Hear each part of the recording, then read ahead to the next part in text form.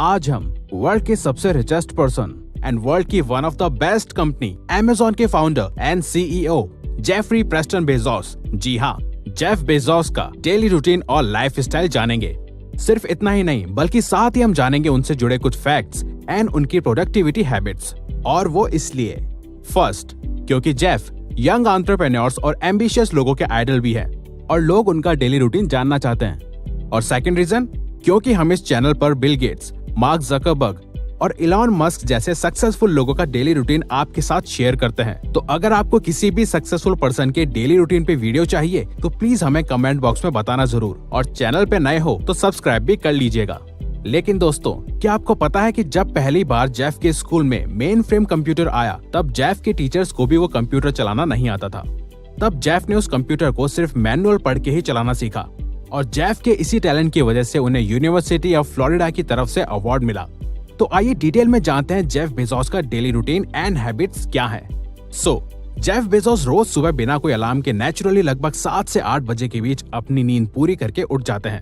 अब देखा जाए तो जेफ का ये मॉर्निंग में उठने का टाइम कंपेयर टू दूसरे एंटरप्रेन्योर्स एंड CEOs थोड़ा लेट लगता है, और ये टाइमिंग सुन के हमारी और आपकी तरह ही बाकी लोगों को शौक लगता है कि वर्ल्ड का रिचेस्ट पर्सन लेट क्यों उठता है। क्योंकि एप्पल के CEO टिम कुक सुबह 3:45 पे, ट्विटर के फाउंडर जैक डोर्सी सुबह 5:30 बजे और वर्जिन ग्रुप के फाउंडर रिचर्ड ब्रांसन भी सुबह 5:45 पे उठते हैं। तो इन सभी के सामने जेफ का सुबह उठने का टाइम थोड़ा लेट लगता है, जबकि जेफ वर्ल्ड के रिचेस्ट पर्सन है और वो एक कंपनी नहीं बल्कि काफी सारी कंपनीज हैंडल करते हैं। तो लोग कंफ्यूज हो जाते हैं कि जेफ बाकी CEOs के कंपैरिजन में लेट क्यों उठते हैं। इसका एक्सप्लेनेशन जेफ ने the economic club of Washington DC के एक इंटरव्यू में दिया है। उन्होंने कहा, मैं कम से कम 8 घंटे की नींद जरूर लेना पसंद करता हूँ, क्योंकि तभी मैं प्रोडक्टिव और एनर्जेटिक फील करता हूँ। एज ए CEO मुझे काफी बड़े और इम्पोर्टेंट डिसीजंस लेने पड़ते हैं, जिनके लिए हाई IQ और ब्रेन का एनर्जेटिक होना जरूरी है। लेकिन अगर मैं स्लीप डिप्राइव रहूंगा या कम नींद लूंगा तो मेरा ब्रेन ठीक से फंक्शन नहीं करता। तो एक प्रोडक्टिव माइंड के लिए और बेटर डिसीजन लेने के लिए मैं कम से कम 8 घंटे की नींद जरूर लेता हूँ। तो दोस्तों, जेफ की इस एक हैबिट से सीखने को मिलता है कि एक प्रोडक्टिव और बेटर माइंड के लिए हमें अच्छी नींद जरूर लेनी चाहिए।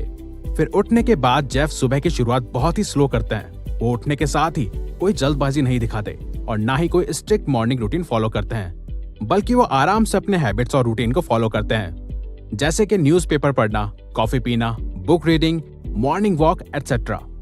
और मॉर्निंग वॉक को वो अपने रूटीन का इम्पोर्टेंट पार्ट मानते हैं। दोस्तों, इस स्लो मॉर्निंग के पीछे एक रीजन भी है, जिसे हम इस कोट से समझ सकते हैं। Slow is smooth and smooth is fast.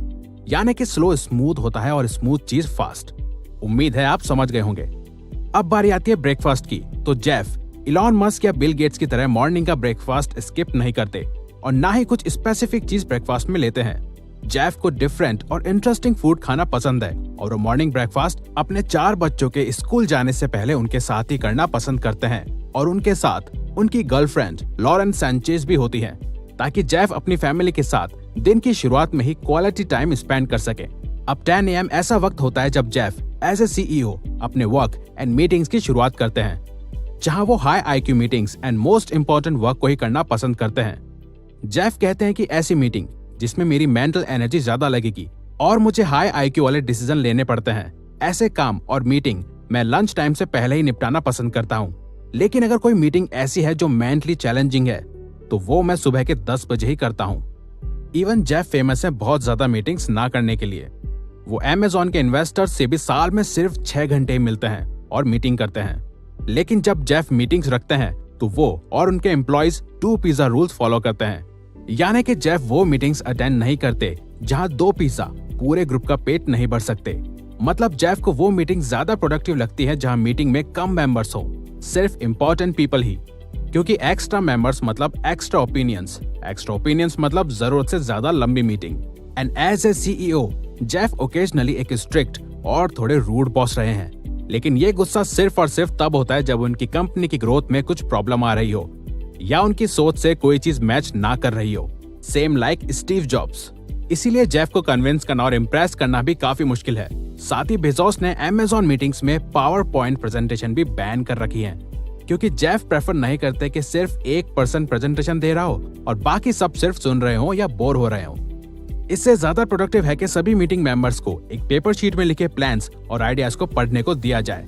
साथ में क्रिटिकल थिंकिंग का यूज करके अपना पॉइंट ऑफ व्यू रखना ज्यादा प्रोडक्टिव है। बेजोस सबसे ज्यादा अमेज़न ऑफिस में customer services and customer feedback operations पे फोकस और टाइम बिताना पसंद करते हैं, क्योंकि जेफ का मानना है कि कस्टमर फर्स्ट प्रायोरिटी होना चाहिए। कस्टमर अगर सर्विस से खुश होगा तो कंपनी ग्रो करती रहेगी। और बेजोस एनालिटिक्स और डेटा पे भरोसा करना ज्यादा पसंद करते हैं, बजाय क्या लगता है और क्या नहीं के।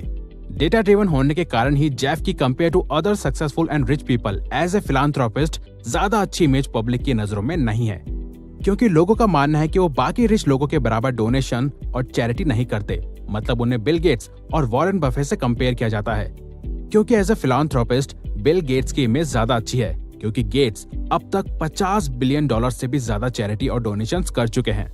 और इकोनॉमिस्ट्स का कहना है कि बिल गेट्स आज भी वर्ल्ड के सबसे रिचेस्ट पर्सन होते अगर वो इतनी बड़ी मात्रा में डोनेशन या चैरिटी नहीं करते। अब जब मीटिंग्स और वर्क के दौरान बीच में लंच की बात आती है, तो हम बता दें कि चाहे ब्रेकफास्ट हो, लंच हो या डिनर, जेफ अलग अलग और अनयूजुअल से डिशेस खाना पसंद करते हैं। उनको एक बार इगुआना खाते हुए देखा गया था, और जेफ ने वूट के फाउंडर मैट रटलेज के साथ एक मीटिंग के दौरान ऑक्टोपस के साथ पोटैटो, बेकन, ग्रीन गार्लिक, दही और एग्स ऑर्डर किए थे ब्रेकफास्ट में। क्यों, है ना अनयूजुअल। इसके साथ ही जेफ आज भी कभी कभार फूड ट्रक से खाना भी पसंद करते हैं, बिना इस बात की फिक्र किए कि वो वर्ल्ड के सबसे रिचेस्ट पर्सन है। इवन 2014 में जेफ ने बिजनेस इनसाइडर के एडिटर इन चीफ हेनरी ब्लॉजेट को बताया कि अमेज़न ऑफिस के बाहर एक बहुत ही बढ़िया और पॉपुलर फूड ट्रक है। लेकिन यही लंच और फूड के मामले में अमेज़न और गूगल दोनों ही एम्प्लॉयज के लिए अलग वर्क करते हैं। जहां गूगल अपने एम्प्लॉयज को फ्री मील्स ऑफर करता है, तो जेफ की कोई भी कंपनी एम्प्लॉयज को फ्री मील्स जैसा ऑप्शन नहीं देती। अब हमें यहाँ ये नहीं लगता है कि जेफ अमेज़न एम्प्लॉयज की फ्री मील्स अफोर्ड नहीं कर सकते हैं, लेकिन शायद इसके पीछे जेफ की कुछ अलग सोच हो। और वैसे भी हर कंपनी का अपना एक अलग तरीका होता है वर्क करने का। तो लंच से पहले ही सारी हाई IQ मीटिंग्स कंप्लीट करने के बाद जेफ अपनी बाकी companies Twitch, IMDb, Washington post और ब्लू ओरिजिन में वक्त बिताते हैं, ताकि वो उनकी ग्रोथ और ऑपरेशंस को भी इंस्पेक्ट कर सकें।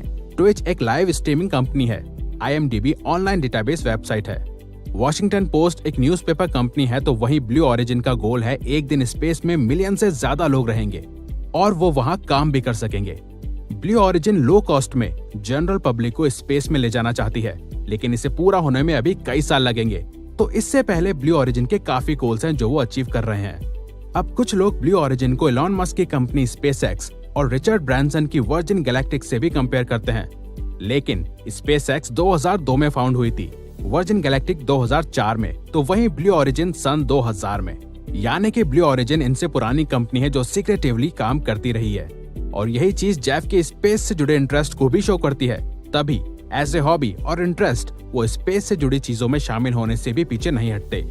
तभी उन्होंने 2016 में आई फिल्म स्टार ट्रेक बियॉन्ड में भी एक कैमियो किया था। और इन्हीं इंटरेस्ट और हॉबीज में उनका बुक्स पढ़ना और फिजिकल एक्सरसाइज करना भी शामिल है। यही एक्सरसाइज करने का शौक उन्हें उनकी उम्र से ज्यादा यंग और फिट दिखाता है। तभी जेफ को कुछ लोग हॉलीवुड स्टार विन डीजल से भी कंपेयर करते हैं। फिर दिन ढलने के साथ ही जेफ कोई बड़ा या इम्पोर्टेंट डिसीजन लेना पसंद नहीं करते। वो ऐसे बड़े डिसीजन को शाम में लेना अवॉइड ही करते हैं, और वो उस डिसीजन या मीटिंग को अगले दिन की सुबह या दोपहर में शिफ्ट कर देते हैं, जब उनका ब्रेन ज्यादा प्रोडक्टिव होगा और वो एनर्जेटिक होंगे, क्योंकि वो मानते हैं कि दिन ढलने के साथ ही उनका ब्रेन थोड़ा अनप्रोडक्टिव हो जाता है और उनकी खुद की एनर्जी भी कम हो जाती है। तो वो इसीलिए सारा वर्क कंप्लीट करके शाम को जल्दी अपने घर पहुंच जाते हैं, जहां वो अपनी फैमिली के साथ टाइम बिताते हैं। अब इस टाइम में डेली तो नहीं, लेकिन हफ्ते में 1 या 2 दिन जेफ स्पोर्ट्स और मूवीज जरूर देखते हैं। और बिल गेट्स की तरह ही जेफ भी डिनर करने के बाद प्लेट्स खुद वॉश करना पसंद करते हैं। फिर दिन खत्म होने के साथ ही जेफ 9 से 10 बजे के बीच अपने बेड पे सोने चले जाते हैं और पूरी 8 घंटे की नींद जरूर लेते हैं। अब देखा जाए तो जेफ का डेली रूटीन इलॉन मस्क या अदर इनसेन वर्क एथिक वाले सीईओज की तरह नहीं है, लेकिन हमें ये नहीं भूलना चाहिए, ऐसा डेली रूटीन जेफ का हमेशा से नहीं रहा है, बल्कि जब वो यंग और हमारी एज के थे तब वो भी अमेज़न के लिए दिन रात काम करते थे। तो दोस्त, अगर आपको ये वीडियो अच्छी लगी है तो वीडियो को लाइक और सब्सक्राइब बटन पर क्लिक करके इस चैनल को ग्रो करने में सपोर्ट करो और बेल नोटिफिकेशन ऑन कर लीजिए ताकि आप आने वाली वीडियोस मिस ना कर पाओ। और साथ ही अगर आप चाहते हो कि हम किसी और सक्सेसफुल पर्सन के डेली रूटीन पे वीडियो बनाएं, तो प्लीज हमें कमेंट बॉक्स में बताइए, हम उस पे वीडियो बनाने की कोशिश करेंगे, क्योंकि हम यहाँ आपकी हेल्प करना चाहते हैं। Thank you for watching.